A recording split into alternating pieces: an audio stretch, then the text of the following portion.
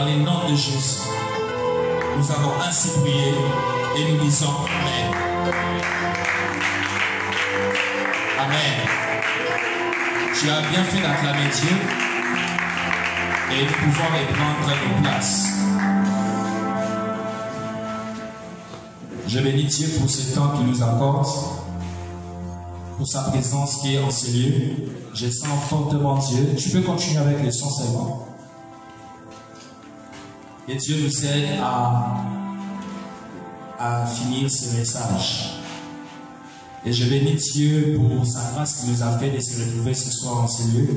Nous avons commencé des prières, nous sommes là encore ce soir. Et je crois que Dieu va te bénir fortement. Non, je disais, je crois que Dieu va te bénir fortement. Amen. Il y a quelqu'un qui croit que Dieu va le bénir. Et je dis aussi un merci à l'organisateur de ce programme, le prophète David Shekina, de nous avoir associés. C'est une marque de confiance qu'il a témoigné à notre égard. Amen. Et pendant que je parlais avec lui, il a dit, il y a de ces choses qu'on ne pouvait pas se dire sur les réseaux sociaux, sur WhatsApp, tout consort. Il y a de ces choses qu'on devait se dire en face. Quand j'ai dit ça dans mon esprit, je vois l'apôtre Jean. Parce que Jean, quand il écrit dans 2 Jean chapitre 1er, le verset 12, il a écrit sa lettre. Et vers la fin, il dit, il y a de ces choses que je ne pourrais pas écrire dans cette lettre. Je dois venir en face, qu'on puisse se parler, afin que votre joie puisse être parfaite. Par là, je comprends une chose.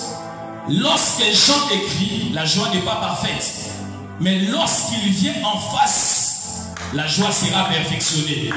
Je dis déjà à une personne, doctrinalement, si je peux dire, que ce soir, tu vas entendre des choses qui vont perfectionner ta joie. Non, je dis, ce soir, tu entendras des choses qui vont perfectionner ta joie. Et dans la révélation, l'apôtre Jean qui est en train d'écrire, il s'appelle Moïse. Parce que Moïse, dans l'Ancien Testament, il était en train d'écrire sur les lettres. Il était en train d'écrire sur les tables des pierres. Mais seulement ce que Moïse était en train d'écrire n'a pas amené le perfectionnement. Et il fallait qu'un homme puisse venir en face. Et cet homme s'appelle Christ. Lorsque Christ viendra en face, ça sera pour créer le perfectionnement de la joie des disciples. Et lorsque je parle sur la joie, le psaume 119, le verset 111 va me rejoindre. Ce psaume va définir la joie comme étant l'enseignement. Et par là, je comprends une chose. Lorsque Jean vient en face, c'est Christ qui vient pour perfectionner même l'enseignement de Moïse. C'est pourquoi il pouvait dire, je ne suis pas venu pour abolir la loi, mais pour accomplir la loi. Dans la révélation, le Jésus qui vient, c'est les gens qui viennent en face. Et si je dois encore monter dans la prophétie, Jean qui est en train d'écrire, il dit, je viendrai pour perfectionner votre joie. C'est que lui, il a déjà un enseignement perfectionné. Et les gens qui ont un enseignement perfectionné, c'est la Vierge sage. Lorsqu'il doit venir en face, il dit qu'on doit se parler bouche à bouche. Et les 2 bouches, c'est aussi le ministère des 2 témoins.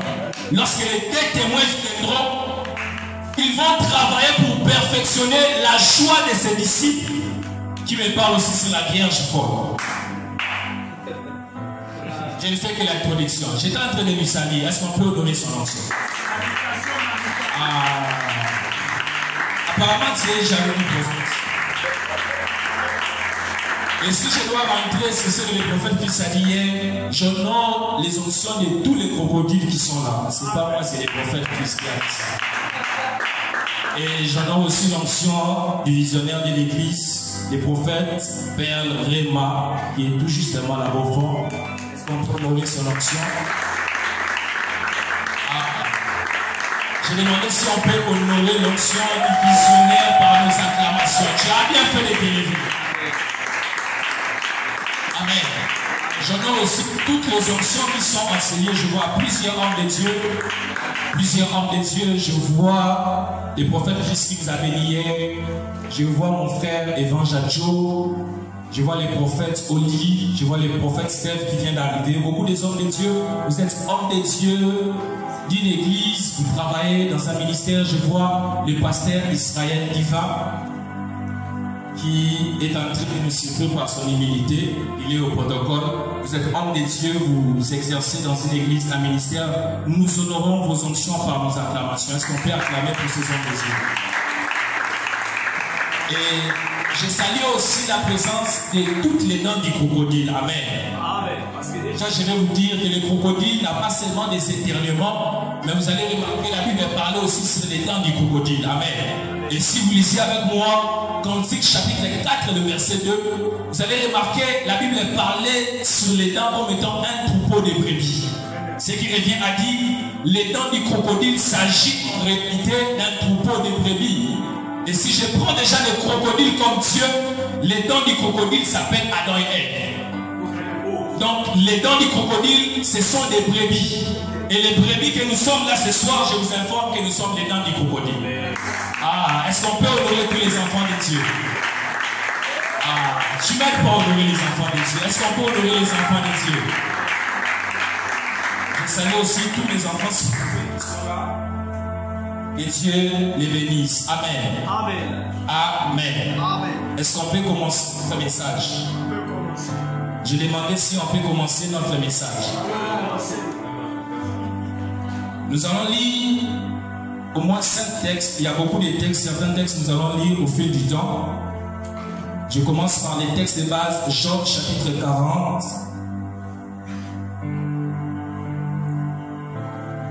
Le verset 2. Dans notre version, c'est Job 40. Job 41, 2. Dans notre version, c'est Job 40, 21. Je lis la parole du Seigneur. La Bible dit, est-ce qu'on peut se lever pour honorer ça? La Bible dit, mettras-tu Jean dans ses narines? Me perceras-tu la mâchoire avec un crochet? Pour gagner du temps, je descends. Le verset 18.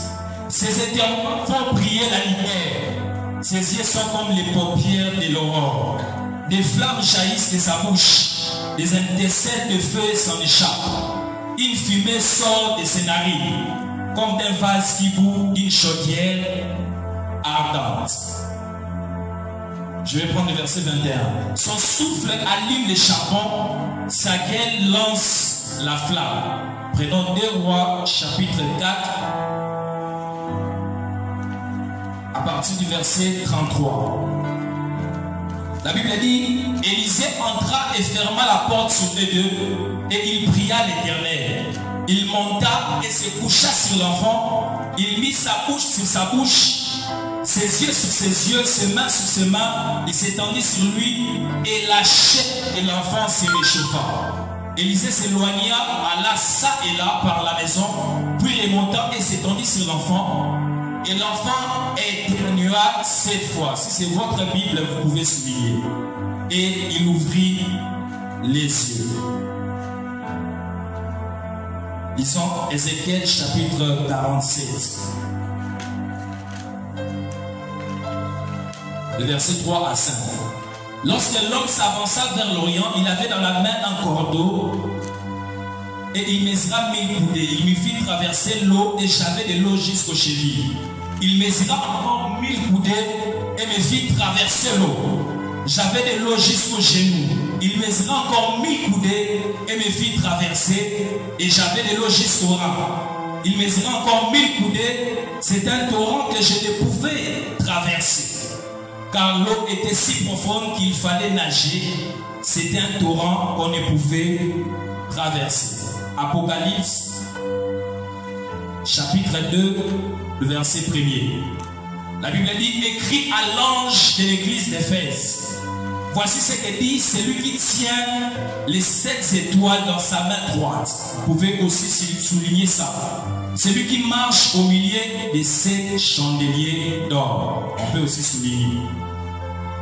Terminons avec 1 Corinthiens, le verset 14. 1 Corinthiens 14, 6. Et maintenant, frères, de quelle utilité vous serais-je si je venais à vous parlant en langue et si je ne vous parlais pas par révélation, par connaissance ou par prophétie, par doctrine, parole du Seigneur. Nous pouvons acclamer la parole de Dieu. Alors, je rappelle les thèmes que nous exploitons ce soir. S'intitule les mystères des éternuements du crocodile. Est-ce qu'on peut lire ça ensemble? Les mystères des éternuements du crocodile. Je fais juste un rappel. Alors, ce thème doit être intitulé comme ça. Pourquoi? Parce qu'il s'agit vraiment d'un mystère. Avant d'aller plus loin, j'ai fait l'étude du mot hébraïque par lequel on traduit le mot crocodile. Lorsqu'on parle de le mot crocodile en hébreu, c'est Tao. Et le mot hébreu Tao, ça parle du crocodile comme étant un animal. Donc parler du crocodile comme étant un animal, en hébreu on parle de Tao. Mais le mot hébreu qui est utilisé dans Job chapitre 41, ce n'est pas le mot Tao. C'est le mot Léviathan. Déjà par sa définition étymologique, vous allez comprendre avec moi que le crocodile dont Job parle ici, ce n'est pas le crocodile qui se trouve dans le fleuve Nil. C'est un crocodile qui est pris ici de manière imagée et qui est en train de cacher des vérités profondes. Parce que s'il s'agissait du crocodile comme un animal que nous connaissons, on allait employer le mot Tao. Mais on emploie le mot Léviathan. Et lorsqu'on traduit ce mot, on a trois significations. La première signification, Léviathan, veut dire Léviathan. On traduit ça par Léviathan. La deuxième signification, ça signifie dragon. On traduit ça aussi par dragon. Mais j'aime la dernière signification. Quand on essaie de traduire ça, ils disent que c'est quelque chose inconnu, quelque chose qu'on n'arrive pas à maîtriser. Donc déjà par sa définition ou par sa source étymologique en hébreu, les crocodiles dont il est question ici, c'est un mystère. C'est quelque chose qu'on n'arrive pas à savoir de quoi il s'agit exactement. Mais ce soir, par la grâce de Dieu, je vous rassure que nous allons découvrir les crocodiles. Non, je disais, je vous rassure que nous allons découvrir les crocodiles. Et la première image que je donne sur les crocodiles, c'est un animal qui vit dans l'eau. Là, c'est la première image. Et ce que j'aime dans l'eau, il n'y a pas la lumière. Dans l'eau, il y a l'absence de la lumière. Et l'absence de la lumière crée donc la présence des ténèbres. Et le premier crocodile que je commence à vous parler ce soir s'appelle Dieu lui-même. Parce que si je vous ramène dans Genèse chapitre 1er, vous allez voir Dieu comme les crocodiles avait pour demeure les eaux. La Bible va dire ceci, qu'au commencement la terre était informe et vide, il y avait des ténèbres à la surface de la vie. Et l'Esprit de Dieu s'est mouvé au-dessus des eaux. L'Esprit de Dieu qui s'est mouvé au-dessus des eaux, c'est ça les crocodiles. La première image du crocodile, c'est Dieu lui-même qui habite dans l'eau. Et si je dis les crocodiles, c'est Dieu qui habite dans l'eau, Éphésiens chapitre 5, le verset 26, va m'attester que l'eau, c'est la parole. Si je parle de Dieu comme un crocodile qui habite dans l'eau, en réalité, je parle de Dieu lui-même qui habite dans sa parole. J'aimerais dire à une personne ce soir que si tu as besoin de rencontrer Dieu, tu dois ouvrir la Bible. Non, je disais, si tu as besoin de rencontrer Dieu, tu dois entrer dans la profondeur des eaux. Et nous avons lu Ézéchiel chapitre 47. Ézéchiel nous aide à comprendre que lorsqu'il veut entrer dans l'eau, il y a 4 niveaux. C'est-à-dire pour aller découvrir Dieu dans toute sa profondeur comme les crocodiles, il faut passer par 4 niveaux. Et Ézéchiel est en train de dire, lorsque cet ange lui conduit, pour la première fois, il a l'eau aux chevilles. Lorsqu'il avance encore, il a l'eau aux genoux. Et lorsqu'il avance encore, il a l'eau à la hanche. Et lorsqu'il avance, c'est un torrent qu'il ne pouvait pas traverser. Il fallait nager. Donc, parler de Dieu qui habite dans la parole comme étant l'eau, me fait voir que la parole de Dieu a 4 niveaux. Et les 4 niveaux de la parole de Dieu, c'est 1 Corinthiens chapitre 14, le verset 6. Lorsqu'Ézéchiel a l'eau aux chevilles, là c'est la connaissance. Lorsqu'Ézéchiel a l'eau aux genoux, là c'est la doctrine. Lorsqu'Ézéchiel a l'eau à la hanche, là c'est la prophétie. Parce que la connaissance est limitée. La doctrine aussi est structurée. La prophétie aussi est spatio-temporelle. C'est structuré aussi. Mais lorsque Ézéchiel arrive dans les torrents, là c'est la révélation. Parce que la révélation c'est quelque chose qui n'a pas de fin. C'est pourquoi vous allez voir avec moi, depuis qu'on a commencé à prêcher la Bible, on va prêcher et on prêchera encore. Les prédications ne finiront jamais. Là, c'est dans la dimension des Torah. Je suis en train de prier ce soir que Dieu t'amène dans une dimension où tu seras en train de nager dans la parole de Dieu. Non, j'étais en train de prier que Dieu t'amène dans une dimension où tu vas nager dans la parole de Dieu. Maintenant, je donne un conseil pour le prédicateur. Si tu entres dans l'eau, je dis, le premier niveau c'est l'eau aux chevilles. Et si pour toi l'eau se limite aux chevilles, ne pense pas que l'eau doit seulement se limiter aux chevilles. C'est-à-dire si pour toi l'eau se limite seulement à la connaissance, sache qu'il y a aussi de ceux-là qui peuvent avoir de l'eau aux genoux. Et si pour toi il y a de l'eau aux genoux, sache qu'il y a aussi de ceux-là qui peuvent avoir de l'eau à la hanche. Et si pour toi c'est seulement à la hanche, sache aussi qu'il y a de ceux-là qui peuvent nager. Maintenant, quel est ce problème? Quand nous voyons des thèmes pareils, on commence directement à critiquer papa. Il est question de niveau d'interprétation dans la parole de Dieu. Je vous dis sincèrement, il y a de ces thèmes qui doivent être interprétés dans la connaissance, dans la doctrine. Mais dans des thèmes comme crocodile, comme ça, qu'est-ce qu'on va prêcher? D'abord entre nous, des thèmes comme les crocodiles comme ça, qu'est-ce qu'on va prêcher? Dis d'abord à ton voisin, il faut nager. Dis-lui bien. Est-ce que ce soir on peut nager? Nageons. Je demande, est-ce qu'il y a un Ézéchiel ce soir qui veut qu'on nage dans la parole? Est-ce qu'il y a une Ézéchiel là, je mets ça même au féminin, qui veut qu'on puisse nager dans la parole? Donc la première image de crocodile, c'est Dieu qui habite dans la parole. Et Job est en train de dire une chose. Les éternuements du crocodile font briller la lumière. Lorsque Job écrit ça, vous allez remarquer que Job est en train de parler de plusieurs éternuements. Mais la précision que je vais faire ce soir par la Bible, ça serait de déterminer même le nombre de ces éternuements. Et moi je vous dis ce soir que je connais un crocodile dans la Bible. Et ce crocodile-là se trouve dans 2 Rois chapitre 4. Le crocodile dont je parle cette fois s'appelle l'enfant de la femme sunamite. Parce que vous allez remarquer une chose, quand cet enfant va mourir, avant d'abord d'y arriver, cette femme avait un problème d'enfantement. Elle avait un mari, mais son mari était incapable de lui donner des enfants. La femme qui a le mari qui n'arrive pas à lui donner de l'enfant, c'est l'église dans l'ombre, c'est-à-dire Israël. Israël dans l'Ancien Testament avait un mari qui n'arrivait pas à lui donner des enfants. Et ce mari s'appelle Moïse.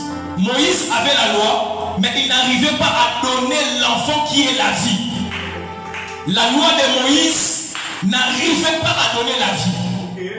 Maintenant, parce que ce mari, c'est Moïse, Élisée devait venir comme étant Christ. Lorsque Élisée arrive, là le mouvement change. À ce niveau, cette femme devient l'église. Parce qu'elle rencontre Élisée comme étant Christ.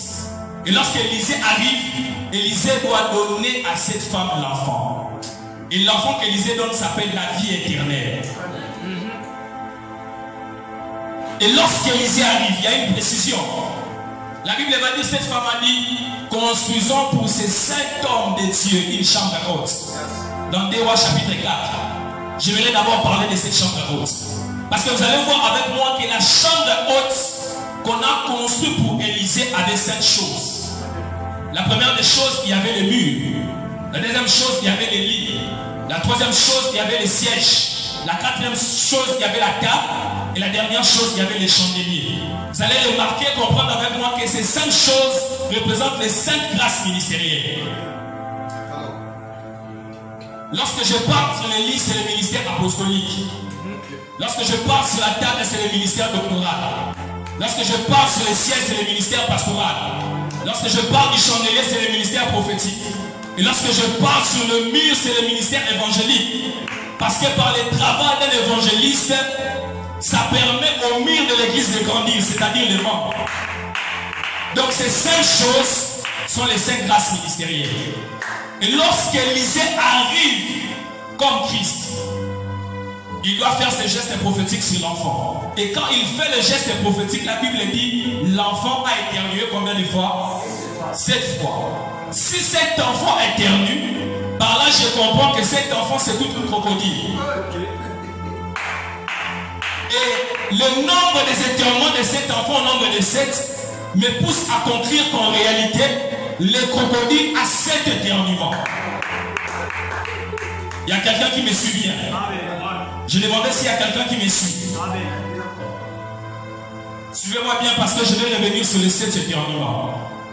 Et si je dois monter dans la prophétie, vous allez remarquer que la femme n'avait pas de problème, c'est-à-dire sa mère. Elle avait la vie, mais ce sera l'enfant qui va mourir. La femme qui a la vie, elle est déjà enlevée. Là, c'est la Vierge sage. C'est pourquoi on l'a mis en dehors de la chambre. L'enfant qui est mort, c'est la Vierge folle. C'est pourquoi pour que cet homme soit ressuscité, Élisée doit venir comme étant les 2 témoins afin de lui perfectionner. Et le perfectionnement de cet enfant est représenté par les 7 éternuements. Parce que le chiffre 7, c'est aussi le chiffre de la perfection. Lorsque cet enfant éternue 7 fois, cela veut dire qu'il est perfectionné. Donc les 7 éternuements du crocodile se trouvent chez l'enfant et la femme tsunamite. Il y a quelqu'un qui me suit bien. Et lorsque cet enfant éternue, cette fois la Bible a dit, il a fait quoi? Il a ouvert les yeux. Or dans la Bible, l'œil c'est la lampe. Or la lampe donne la lumière. Donc lorsque cet enfant ouvre les yeux, là c'est la lumière qui jaillit des éternuements du crocodile.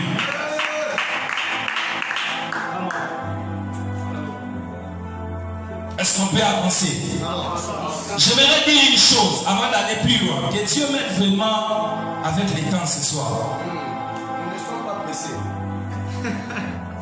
1 Corinthiens chapitre 14, le verset 19. Écoutez ce que Paul dit.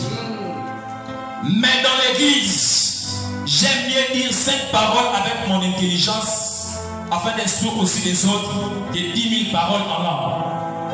Lorsque je lis ces textes, je vais vous faire comprendre une chose ensemble, qu'en réalité dans l'Ancien Testament, Dieu est en train de parler en langue. Ce soir, je vais prêcher et parler en langue dans la révélation. Je ne parle pas seulement des rachés et des bossas. On le fait, c'est bien, je vais amener ça dans la révélation. Dans l'Ancien Testament, Dieu est en train de parler en langue. Et le Dieu qui parle en langue, dans l'Ancien Testament, s'appelle Moïse. Parce que Moïse, dans l'Ancien Testament, il était en train de bégayer.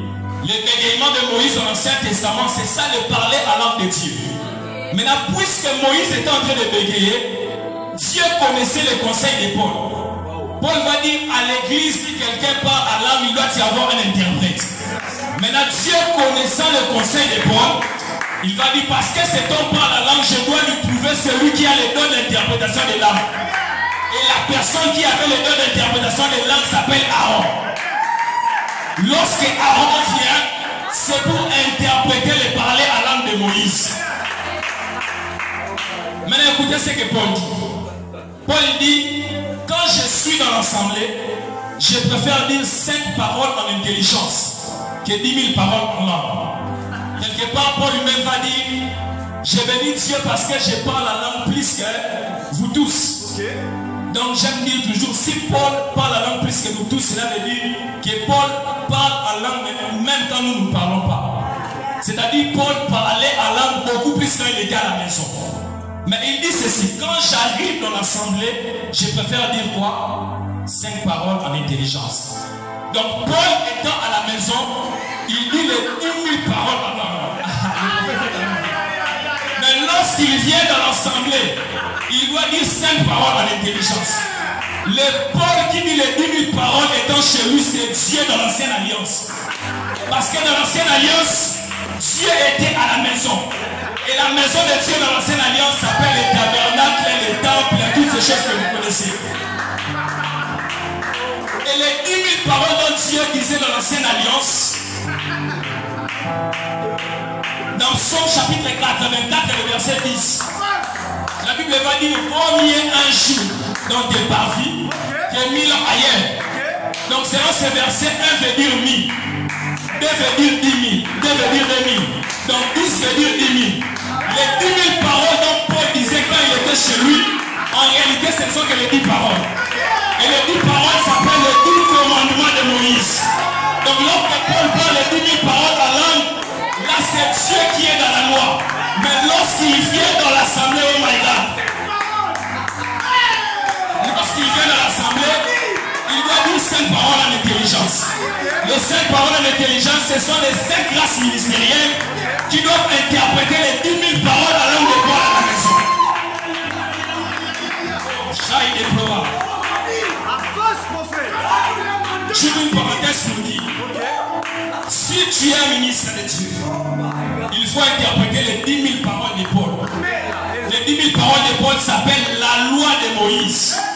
Et lorsqu'on interprète ça, ça doit se faire par les 5 paroles en intelligence. Donnez-nous le manteau éthylique.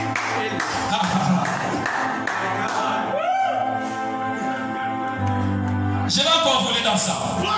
Dans Luc chapitre 6, verset 45. Allons-y. La Bible dit une chose, c'est par l'abondance du cœur que la bouche parle. Cela veut dire pour que la bouche puisse parler, le cœur doit être rempli. Si le cœur n'est pas rempli, la bouche ne va pas parler. Le cœur qui est rempli, c'est ça Moïse. Et la bouche qui parle, c'est Aaron. Donc lorsque Moïse est rempli, ça permet à Aaron de parler. Et dans la révélation, la bouche, le cœur qui est rempli, c'est la loi de Moïse. Et la bouche qui doit parler s'appelle la grâce. Là, c'est Christ lui-même. Donc on doit aller à la loi, au témoignage, afin que le peuple puisse voir le mort. Mais si je vais encore monter avec ça, je vais vous dire, le cœur qui est rempli s'appelle une femme. Et cette femme-là, c'est la femme samaritaine. Parce que Jésus dira à cette femme, si quelqu'un croit en moi, de fleuves d'eau jailliront de lui. Donc la femme samaritaine, c'est le cœur. Et le fleuve d'eau qui jaillit d'elle, c'est ça l'esprit, c'est ça Christ. Attends, je vais descendre. Dans Proverbe chapitre 4, la Bible dit quoi? Garde ton cœur plus que toute autre chose. Et la suite on dit quoi? Car de lui provient les sources de vie. Lorsque le cœur est gardé, ça donne les sources de vie. Le cœur qui est gardé, c'est ça la loi de Moïse. Parce que Paul va dire que la loi était un pédagogue pour nous conduire à Christ. Donc le cœur c'est la loi. Et les sources de vie qui jaillissent c'est la grâce. Et je vous ai dit ceci, que le cœur s'appelle la femme samaritaine.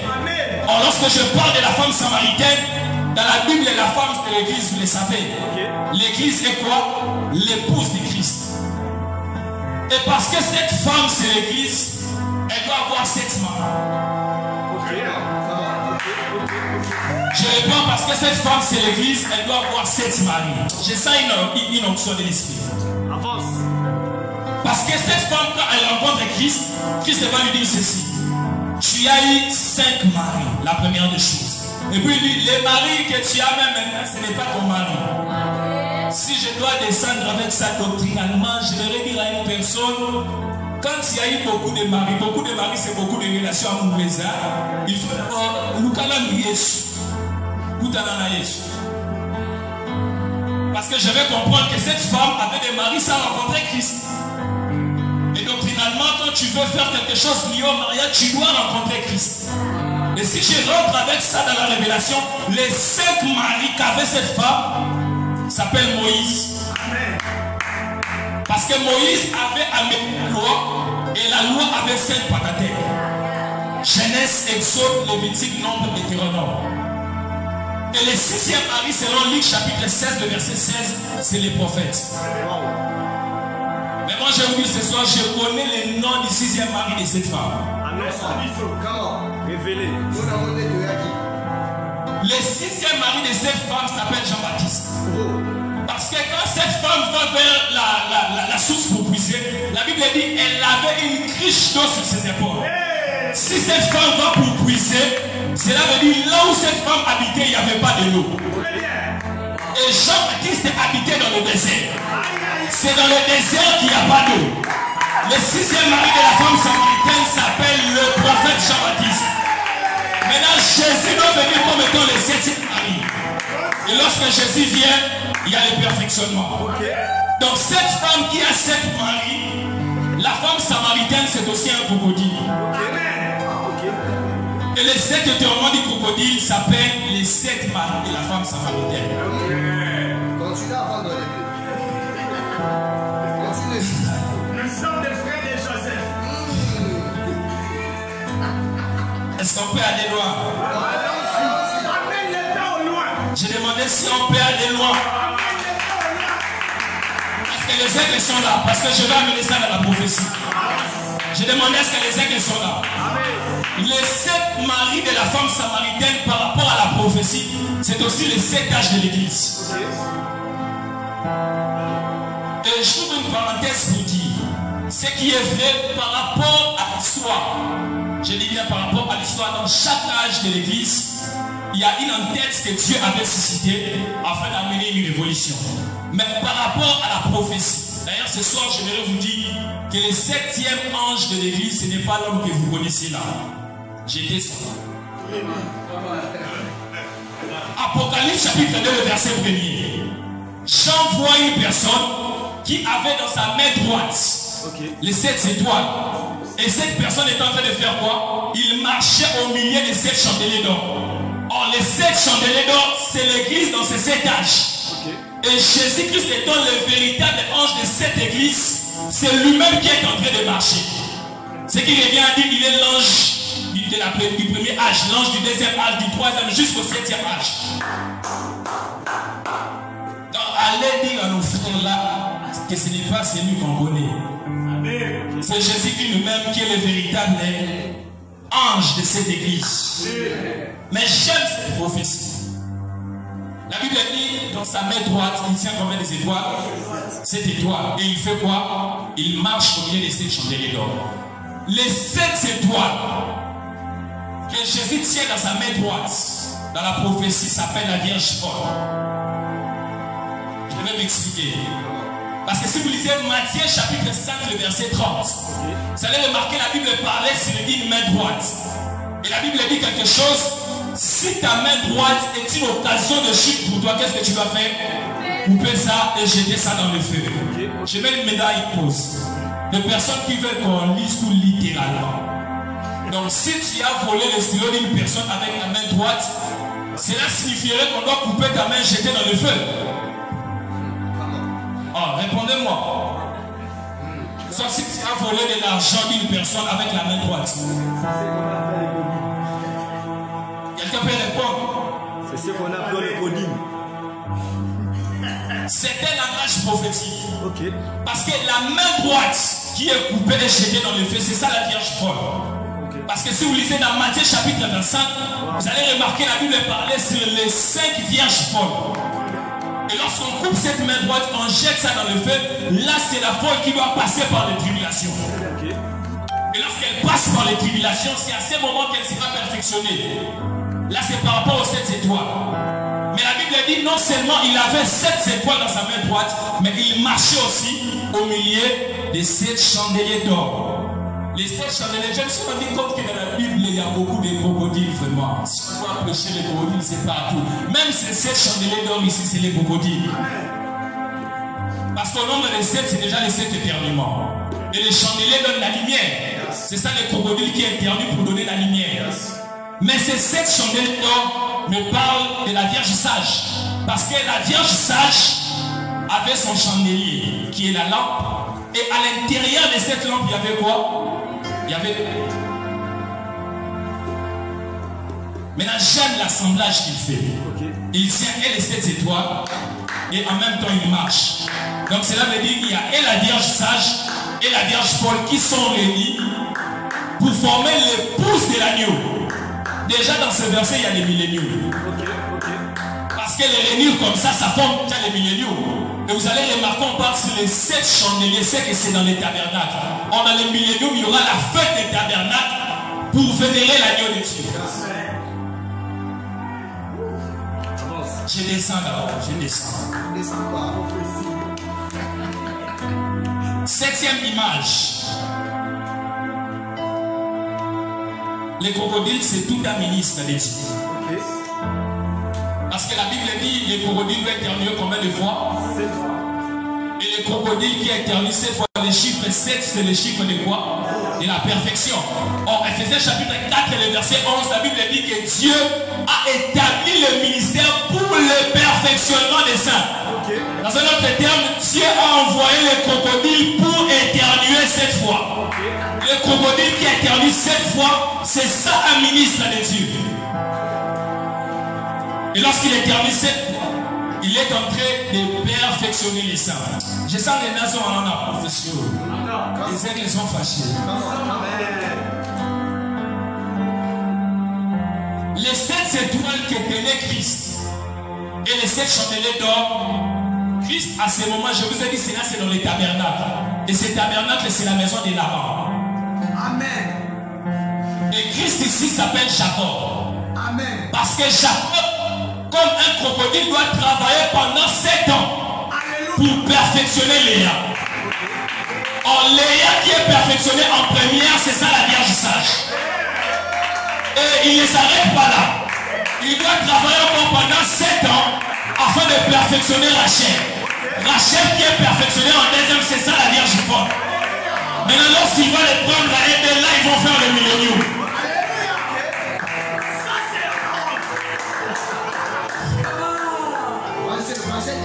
Je descends. On va faire au moins on descend.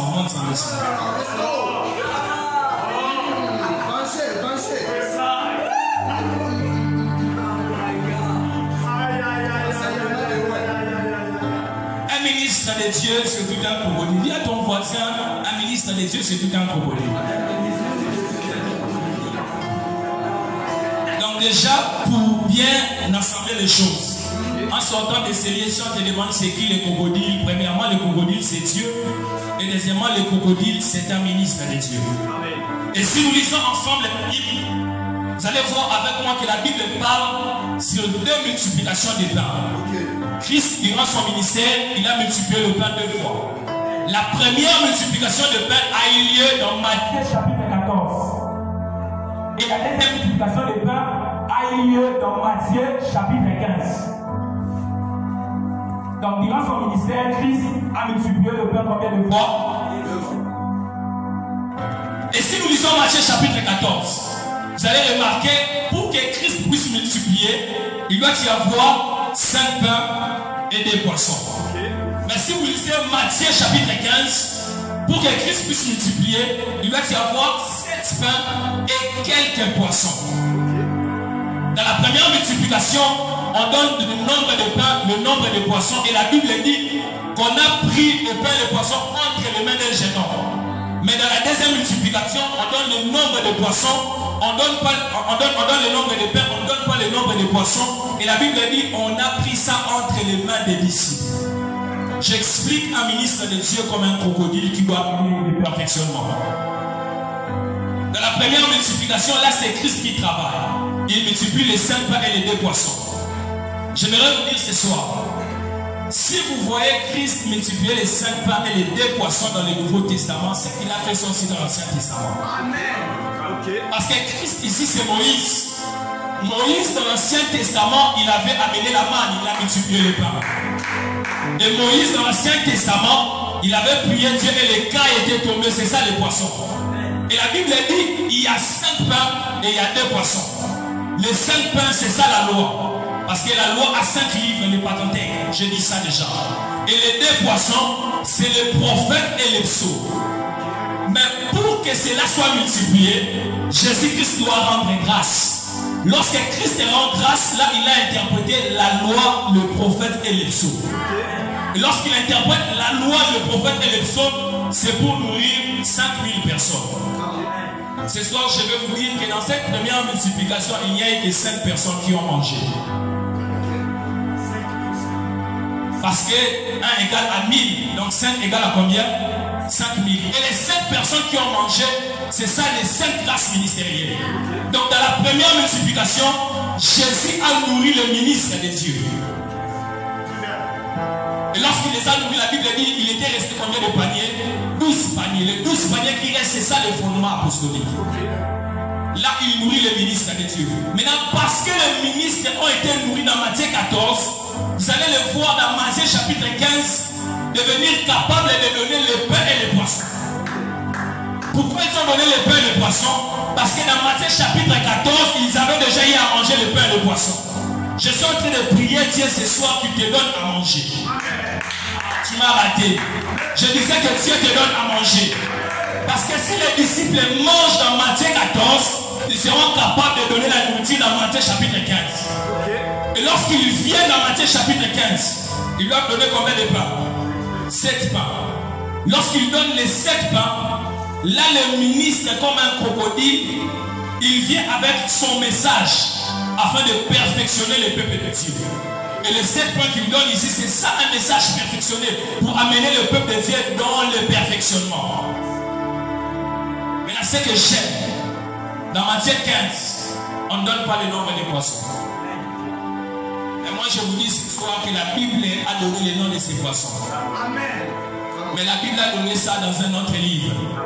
Et le livre dont je parle, c'est Jean chapitre 21. Parce que Jean chapitre 21 va m'apprendre que lorsque les disciples doivent donner le poisson, dans Jean chapitre 21, la Bible va me dire qu'ils vont pêcher combien de poissons? 153. Non, pas poisson, gros poisson. Lorsqu'on dit 153 gros poissons, c'est parce qu'il s'agit de 2 grands prophètes de la Bible. Le premier prophète s'appelle Moïse. Parce que Moïse est mort à l'âge de 120 ans. Et le deuxième prophète s'appelle Christ. Parce que lui, il est mort à l'âge de 33 ans. Si tu fais 120 plus 33, ça donne 153.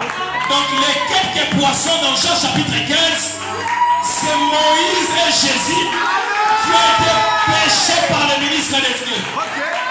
Donc pour perfectionner le peuple, un ministre de Dieu doit amener un message qui va de 153 gros poissons, de 120 poissons à la loi. Ah non, votre gens semble à la loi. À la loi. C'est ça un ministre de Dieu. Merci. Prêchons la Bible. Les aigles sont là. On peut aller dans la prophétie. Mais là, lorsqu'il amène les 7 pains, permettez-moi vraiment de voler de la prophétie. Lorsqu'il amène les 7 pains, les disciples qui donnent les 7 pains, cela veut dire lui il est déjà perfectionné. Lorsqu'il amène les 7 pains, là c'est la Vierge sage qui est déjà perfectionnée. Et lorsque le ministre de Dieu, lorsqu'il y a Christ ici, il donne les 7 pains, il travaille comme les 2 soins. Parce que pour multiplier, il devait rendre grâce avec les 2 mains. Les 2 mains, c'est le ministère des 2 témoins. Et lorsque les 2 témoins viennent pour travailler, c'est pour faire quoi? C'est pour perfectionner la salle, la folle. Et la folle qui est perfectionnée, c'est les 7 corbeilles qui va rester après. Parce que lorsqu'un ministre de Dieu donne les 7 pains, on doit rester avec 7 corbeilles. Et les 7 corbeilles qui restent, c'est ça la Vierge folle qui est perfectionnée.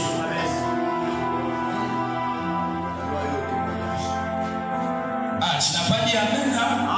Amen. Si tu dis Amen, je vole encore. Ah, si tu dis Amen, je vole encore. Amen. Ah, si tu dis Amen, je vole encore. Tu dois laisser. Tu ne me convaincs pas. Si tu dis Amen, je vole encore. Dans la prophétie, les prophètes hier a dit un crocodile c'est un prophète. Donc supportez-moi ce soir qu'il y a beaucoup de prophéties, Si vous lisez Apocalypse chapitre 5, vous allez voir que dans l'Apocalypse, il y a aussi les 7 pains. Les 7 pains d'Apocalypse, c'est l'agneau. Parce que quand on parle de 7 agneaux dans l'Apocalypse, ça veut dire il a quoi? Il a 7 cornes et il a aussi 7 yeux. Les 7 cornes, ça parle de la puissance de Dieu dans sa plénitude. Et les 7 yeux, ce sont les 7 esprits de Dieu. J'aimerais dire quelque chose. Lorsqu'on dit 7 esprits de Dieu, cela ne veut pas dire 1, 2 jusqu'à 7. Non, Dieu n'a pas 7 esprits. Lorsqu'on dit les 7 esprits de Dieu, on parle du Saint-Esprit dans sa perfection. Parce que le chiffre 7, c'est le chiffre de la perfection. Donc les 7 pains qu'on doit donner ici. Ici, Christ qui donne les 7 pains, il il devient les vieillards de l'Apocalypse. Parce que pendant que Jean était en train de pleurer, il voyait personne pour ouvrir et rompre les livres des 7 sceaux. Le vieillard l'a présenté Christ. Et Christ qui est présenté, c'est ça les 7 pains. Parce que le Christ qui est présenté, il a quoi? Il a 7 corps et il a 7 esprits. Et les 7 corbeilles qui vont rester. J'ai le nom de ces corbeilles, je peux vous donner ça. Ces corbeilles s'appellent les livres scellés de 7 sceaux. Parce que Christ, lorsqu'il est donné, comme étant l'agneau de Dieu, il était venu pour rompre les sceaux. Avant, les corbeilles étaient fermées. Mais lorsqu'on donne Christ comme étant les 7 pains, les corbeilles doivent avoir quelque chose, c'est que le sceau est rompu.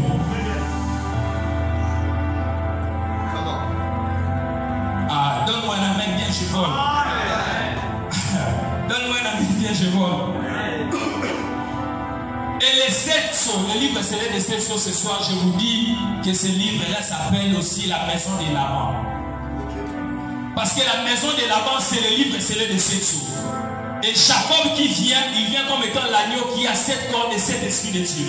Et lorsque cet agneau vient, je fais la précision, les 7 corps et les 7 esprits. Lorsque Jacob vient comme cet agneau, qu'est-ce qu'il doit faire? Il doit travailler durant 7 ans pour avoir Léa. Léa qui est prise en première, c'est ça la Vierge sage. Mais il doit travailler aussi pendant combien de temps? 7 ans encore pour avoir qui? Rachel. Rachel qui est prise en deuxième lieu, c'est ça la Vierge folle. Et lorsque je dis que la maison de Laban, c'est le livre scellé des 7 sceaux, c'est parce que vous allez voir, la Bible dit que le livre scellé des 7 sceaux est scellé comment? Oh, le lecteur de la Bible. En dedans, c'est Léa. Et en dehors, c'est Rachel. Je sens que je dois chuter. Pas encore.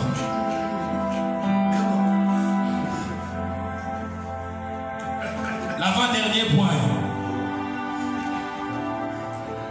Lorsqu'on parle des dieux comme crocodile, vous allez aussi remarquer, on ne parle pas seulement sur ses éternuements, mais on parle aussi sur quoi? Sur les dents du crocodile. Et je vous ai dit déjà à l'introduction que les dents du crocodile qui sèment la terre s'appellent Adam et Ève.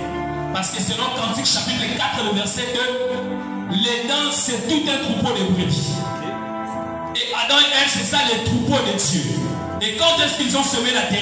Ils ont semé la terre lorsqu'ils ont péché. Lorsqu'ils ont péché, à ce moment, les dents du crocodile ont semé la terre. Pour ça, je m'arrête là. Je prends une dernière image, mais qui a beaucoup de points. Je me rends compte qu'il me reste encore au moins 2 pages.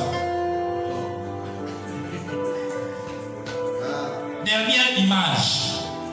Dans la nature, vous allez remarquer une chose, que le crocodile ne vit pas seulement dans l'eau. Derrière, selon la nature, le crocodile, c'est un animal. Pendant un temps, il vit dans l'eau, mais il y a aussi un moment où il doit sortir de l'eau. Et par rapport à la nature, c'est lorsque le crocodile sort de l'eau qu'il va pousser un grand cri. Et le cri qu'il pousse, c'est ça qu'on parle des éternuements. Donc le crocodile éternue lorsqu'il sort de l'eau. Et au début, je vous ai dit, le crocodile qui éternue 7 fois, c'est Dieu lui-même. Et Dieu, comme crocodile, il a éternué 7 fois lorsqu'il est sorti de l'eau. L'eau dont je parle ici s'appelle l'éternité. Lorsque Dieu est sorti de l'éternité, il devait éternuer aussi 7 fois. Et les 7 éternuements de Dieu, comme le crocodile, ce sont les 7 jours de la création. Les 7 jours de la création, c'est ça les 7 éternuements de Dieu comme étant les crocodiles. Là, c'est quand Dieu est sorti de l'eau. Mais je connais aussi un véritable crocodile. Je vais te donner son nom. Il s'appelle Jésus. Jésus, comme étant un crocodile, lorsqu'il était dans l'eau, il n'éternuait pas encore. Mais lorsqu'il est sorti de l'eau, l'eau ici, ça devient maintenant l'éternité. L'eau ici, ça devient aussi le Père, parce qu'il va dire, je suis sorti du Père. Lorsqu'il vient sur terre, il devait aussi éternuer 7 fois. Et les 7 éternuements de Jésus, comme étant un crocodile, ce sont les 7 paroles de Jésus à la croix. Lorsque Jésus va dire les 7 paroles, là, c'est un crocodile qui a éternué 7 fois.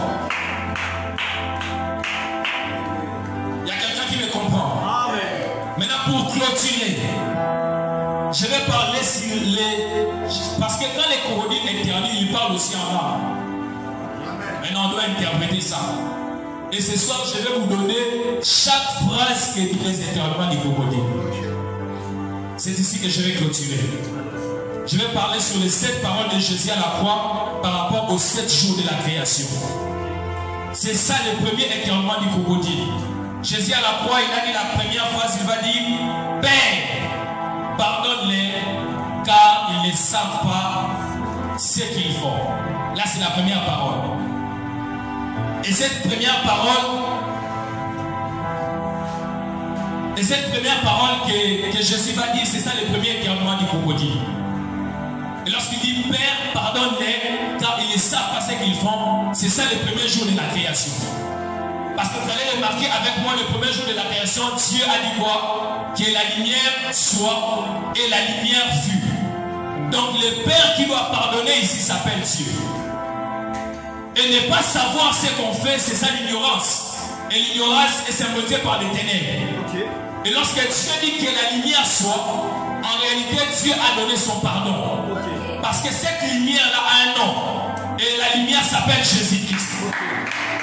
Lorsque Dieu dit que la lumière soit, en réalité il a fait appel à Jésus. Okay. Et déjà ici il y a Jean chapitre 3 le verset 16. Car Dieu a tant aimé le monde qu'il a donné son Fils unique, afin que quiconque croit en lui ne périsse point, mais qu'il ait la vie éternelle. Là c'est le premier éternuement du crocodile. Je vais dire juste le deuxième éternuement, puis je vais clôturer par faute du temps. Le deuxième éternuement, Jésus va dire aujourd'hui tu seras avec moi où? Au paradis. Et le deuxième jour de la création, Dieu a créé quoi? Les ciels, la première des choses. Et Dieu a séparé les eaux d'en bas avec les eaux d'en haut. Lorsqu'il dit aujourd'hui, tu seras avec moi au paradis. Je dis encore, c'est pour ceux qui aiment prendre la Bible littéralement. Je vous informe que cet homme, il n'est pas encore au paradis. Je reprends cet homme, il n'est pas encore au paradis. Parce que Jésus ne pouvait pas mentir. Lorsque Jésus est mort, il a fait 3 jours où? Sous la terre. Et selon Pierre, Jésus sous la terre est allé prêcher les morts. Maintenant, quand il a fait encore 3 jours, est-ce qu'il était au paradis? Répondez-moi, est-ce qu'il était au paradis? C'était la marche prophétique. Lorsque Jésus lui dit aujourd'hui tu seras avec moi au paradis, ce n'est pas aujourd'hui d'aujourd'hui. Parce que si on parle d'aujourd'hui, c'est qu'il y a aussi un hier. Et s'il y a hier, il y a aujourd'hui, il y a aussi éternellement. Je suis dans Hébreux 13, verset 8. La Bible dit Jésus-Christ est le même. Hier, c'est la loi. Okay. Aujourd'hui, c'est la grâce. Et éternellement, c'est l'éternité. Okay. Donc quand il dit aujourd'hui, tu seras avec moi au paradis, c'est pour dire aujourd'hui, tu entres dans le temps de la grâce afin que tu sois sauvé. Okay. Maintenant, le deuxième jour de la création, Dieu a créé les ciels. Je m'arrête là, suis-moi bien. Dieu a créé les ciels et il a séparé les eaux d'en bas avec les eaux d'en haut. Les ciels, c'est Jésus-Christ. Et les eaux d'en bas, c'est le voleur introduit. Les eaux d'en haut, c'est le voleur qui s'est repenti. Parce que Moïse va m'apprendre une chose. Pour que les eaux puissent se séparer, on doit frapper les bâtons. Et pour que ces deux voleurs puissent se distinguer, on devait mettre la croix de Jésus au milieu comme un bâton.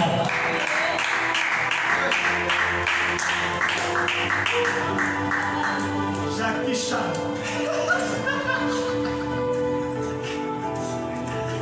Les ciels s'appellent aussi Jésus. Les eaux d'en bas, c'est Moïse. Et les eaux d'en haut s'appellent Élie. Là, je suis dans la transfiguration. Sur la montagne de la transfiguration, il y a eu le deuxième jour de la création. Et pour prouver que Jésus est le ciel, la Bible dit pendant qu'il priait, il s'est transfiguré. Son visage est devenu comme quoi? Le soleil. Parce que sous le ciel, il y a le soleil. Et ses vêtements sont devenus blancs comme la lumière. Dans la lumière, il y a la ligne, il y a aussi les étoiles. Mais quand le crocodile éternue, la lumière doit sortir. Okay. On va faire juste une seule prière. Par faute du temps, je dois m'arrêter là. Amen. Sinon, on allait donner le 3e éternuement jusqu'au 7e éternuement. Quelqu'un va prier avec moi. Tu vas dire à Dieu ce soir que ta lumière puisse jaillir de ma vie. Amen. Je n'ai que 2 minutes. Que ta lumière puisse jaillir de ma vie.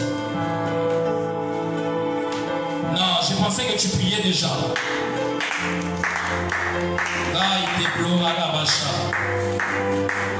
Que ta lumière l'opinion de ma pas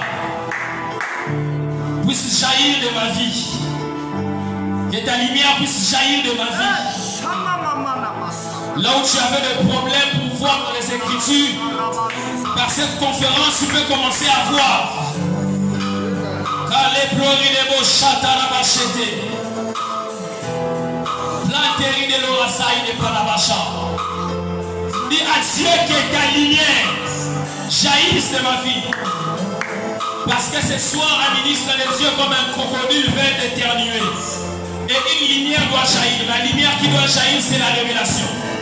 La lumière qui doit jaillir, oh l'homme il n'est pas. C'est Jésus qui fait aussi son apparition. La lumière qui doit jaillir, ça parle sur toutes ces choses. Quelqu'un peut monter dans la prière. Il me reste que 2 minutes pour rendre le micro.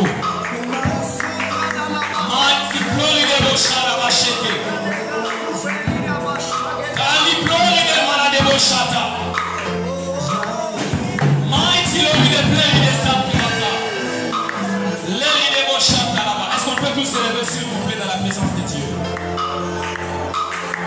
Est-ce qu'on peut se lever dans la présence de Dieu?